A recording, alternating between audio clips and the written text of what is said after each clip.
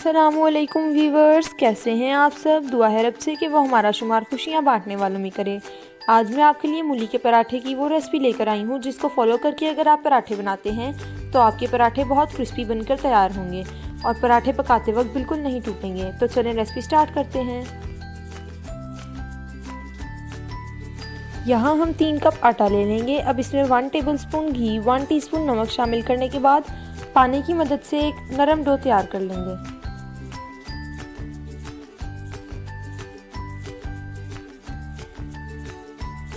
इसी दौरान अगर आप चैनल पर नए हैं तो वीडियो को लाइक और चैनल को सब्सक्राइब ज़रूर कीजिएगा ताकि हम आपके लिए ऐसी ही मज़े की रेसिपीज़ लेकर आते रहें।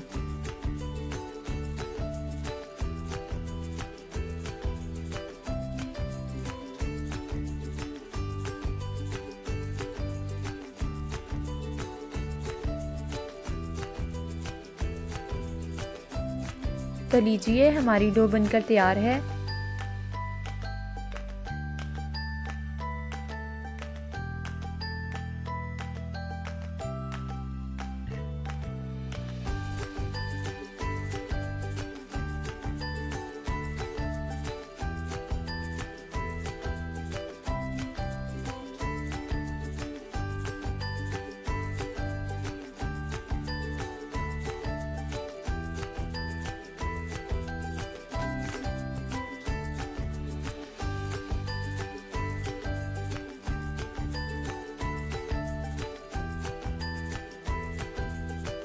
मूलियों को ग्रेट करने के बाद हम हाथों की मदद से इसका पानी निचोड़ लेंगे।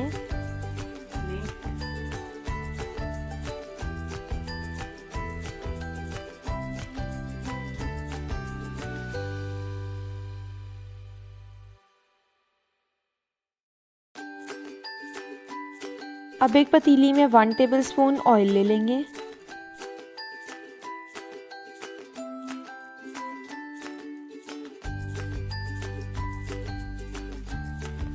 अब इसमें ग्रेट की हुई मूलियाँ शामिल करने के बाद बाकी के मसाले शामिल करेंगे जो कि कुछ यूँ हैं।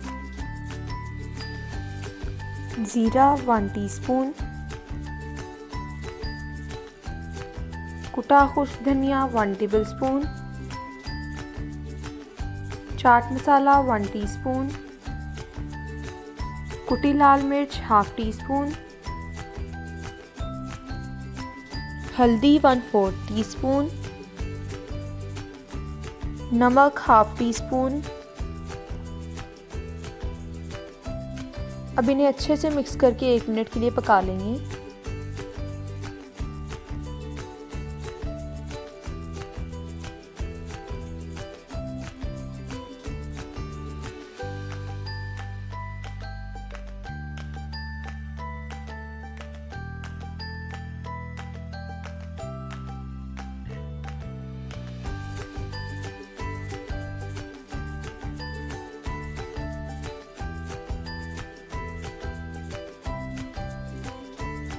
इसके बाद इसमें 2 टेबलस्पून कटा हुआ हरा धनिया,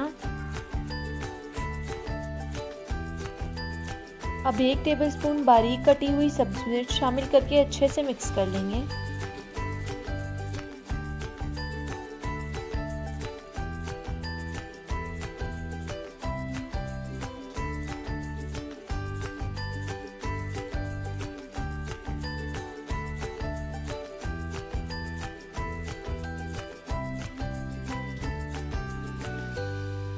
इसके बाद इन्हें एक बर्तन में निकालकर ठंडा करने के लिए रख देंगे।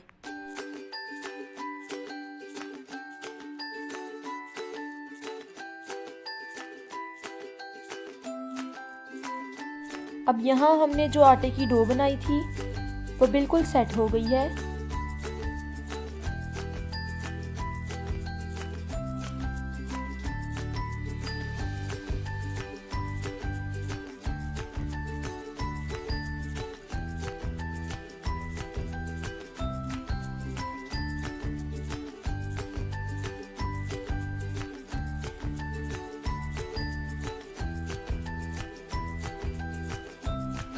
अब इसके छोटे साइज के पेड़े बनाएंगे और बेलन की मदद से बेलने के बाद इसके अंदर फिलिंग भर देंगे।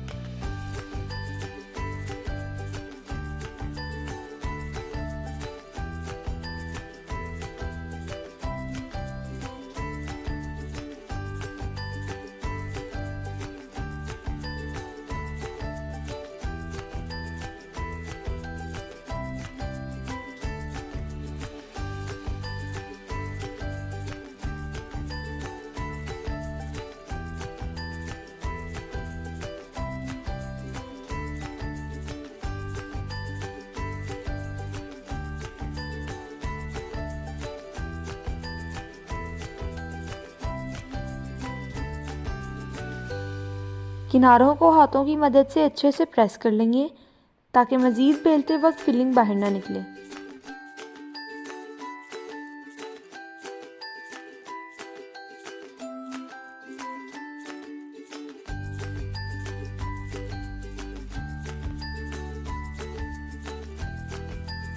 अब गरम तवे पर हल्का सा घी लगाने के बाद हमने जो रोटी बनाई है इसे डाल देंगे।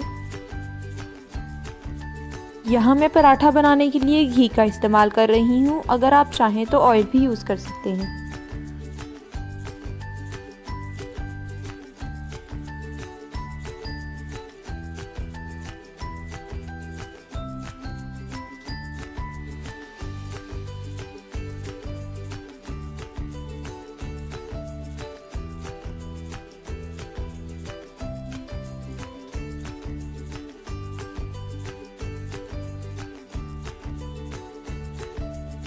अब दोनों तरफ से घी लगाने के बाद पराठे को हल्की आंच पर लाइट गोल्डन होने तक पका लेंगे।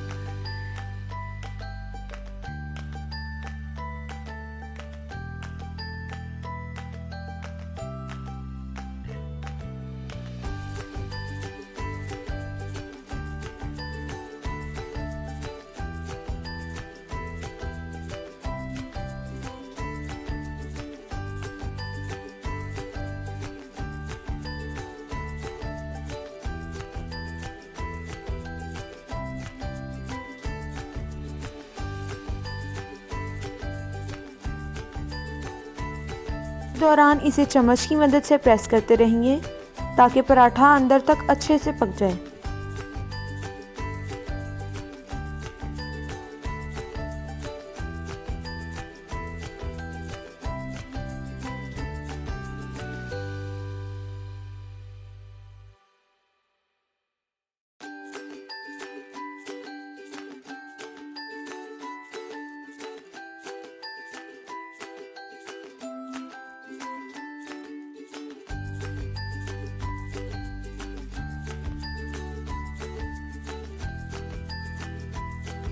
तो लीजिए, हमारा पराठा बनकर तैयार है।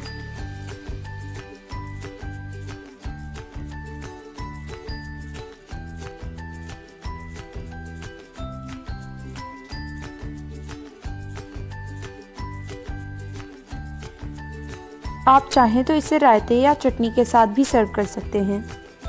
उम्मीद है कि आपको मेरी आज की रेसिपी पसंद आई होगी। अगर पसंद आई हो तो वीडियो को लाइक और चैनल को सब्सक्राइब ज़रूर कीजिएगा। अगली वीडियो तक के लिए मुझे इजाज़त दीजिए। अल्लाह हाफिज़।